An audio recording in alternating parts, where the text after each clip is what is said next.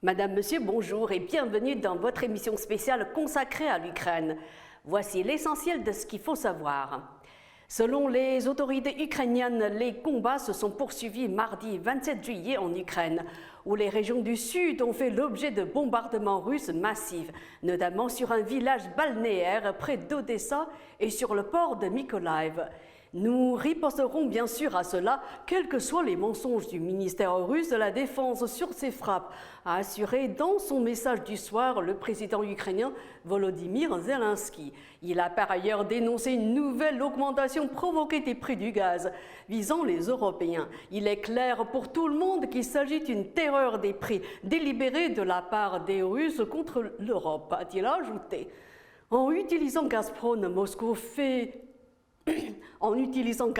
Moscou fait tout afin que cet hiver soit le plus dur pour les pays européens.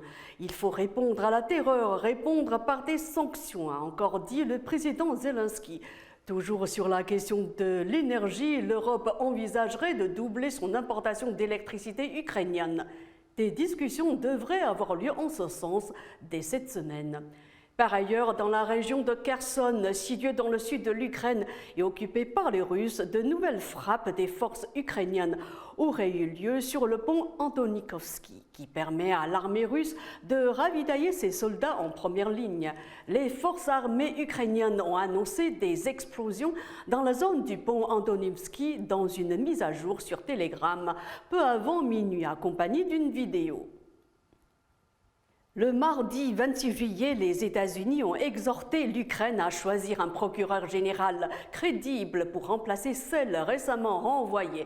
Les États-Unis ont appelé à des efforts renouvelés pour lutter contre la corruption au moment où Kiev tente de repousser les assauts russes. Nous nous joignons au peuple ukrainien pour souligner l'importance d'une nomination transparente d'un nouveau procureur général hautement qualifié et réellement indépendant, a déclaré à la presse le porte-parole du département d'État américain Ned Price. L'indépendance et l'impartialité du procureur général est cruciale pour assurer l'intégrité des efforts en vue de faire rendre des comptes en Ukraine, a-t-il ajouté. La lutte contre la corruption en Ukraine, préoccupation de longue date pour les États-Unis, est d'autant plus importante que le pays en guerre souhaite intégrer l'Union européenne, a noté Ned Price. La corruption doit être combattue quand bien même l'Ukraine est en train de se défendre contre la guerre d'agression de la Russie, a assuré Ned Price. Il a estimé que si l'offensive de Moscou constitue une menace externe, la corruption représente une menace interne. Voilà, c'est la fin de cette émission spéciale consacrée à l'Ukraine. Merci à vous de l'avoir suivi. Et n'hésitez pas à vous abonner à Mandarin TV YouTube pour suivre une sélection de nos émissions. À bientôt.